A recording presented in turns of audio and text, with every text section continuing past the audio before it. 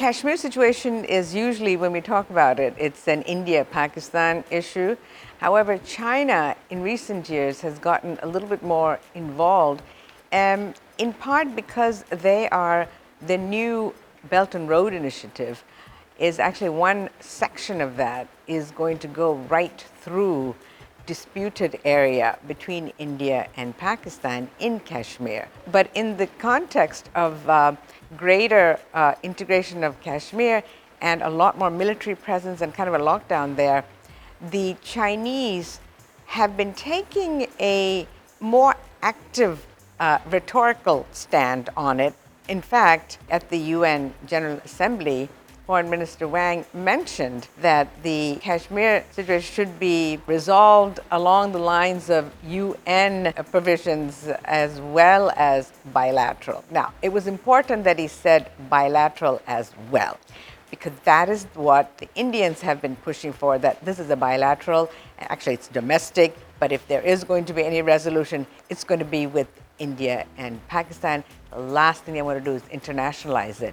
The fact that the Chinese mentioned it was not taken very well in Delhi. The bigger point here is that the China-Pakistan Economic Corridor that is part of the Belt and Road Initiative that connects the western province of China to the Indian Ocean via Pakistan, that's the key. $64 billion investment. It is their huge, sort of the center of their BRI. Since about 2008, 2010, the Chinese presence in the Indian Ocean specifically has been quite dramatic.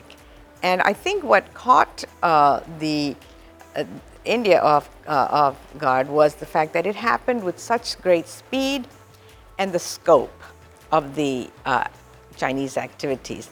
It looked as if China was focusing specifically on port development, and therefore, whether it was in Myanmar, Bangladesh, Sri Lanka, and of course in Pakistan with Gwadar, that it seemed as if there was something else going on in terms of the specific infrastructure that was being built.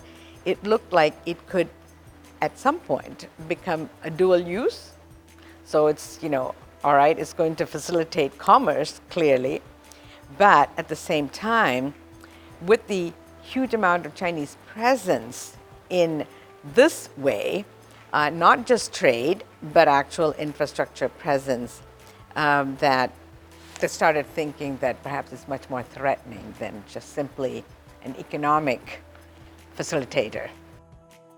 What the Chinese have inadvertently, I think, done is to provoke a reaction from the big powers in the region, including the United States. I think the Chinese didn't calculate that. And it's a wonder that Beijing did not see that it could, in fact, create a negative reaction. One of the key things that have come out of this is the convergence of India, Japan, Australia, and the United States in something called the Quad, the quadrilateral. But I'm seeing some changes on the ground. The United States, there was an aircraft carrier that made a port visit to Sri Lanka after 30 years.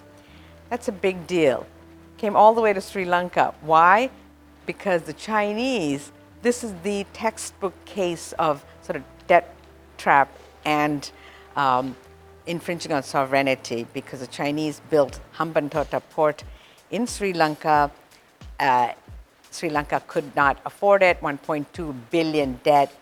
They gave a 99-year lease, literally wrote it off to the Chinese. This is now gearing up as one area where it's a lesson for other countries as well in the region. So I think, if it becomes a hub, if you have multiple hubs by different countries, well, then it becomes much more multilateral. It's been a wake-up call. I think it was a bit late in coming. They're going to figure out some smart moves, because none of those countries' finances add up to what the Chinese have. The economics was the promise of China-India relations. I think in the early 2000s onwards, with the leadership in India going big time, opening up and wanting much greater globalization, and Chinese also looking for bigger markets and partners in economic, where the rest of the South Asian countries were not doing so well. The two of them at one point seemed as if this was going to be a really strong partnership.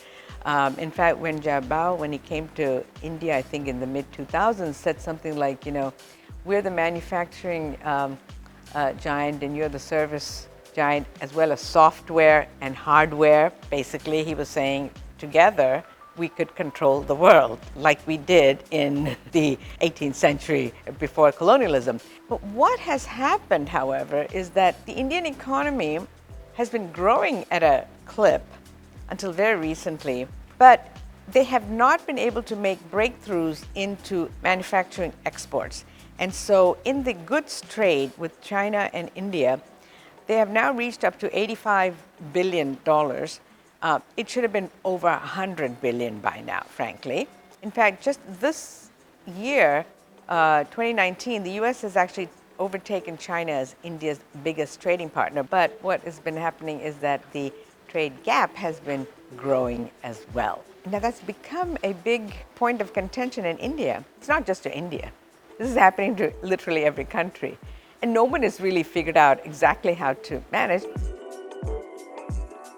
There's no question that India sees that you've got to have a good economic relations with the Chinese. Coming back to your question about manufacturing, which India wants to at least get to 25%, they're going to have to do a lot more domestic production and setting up investment and inviting companies and so forth.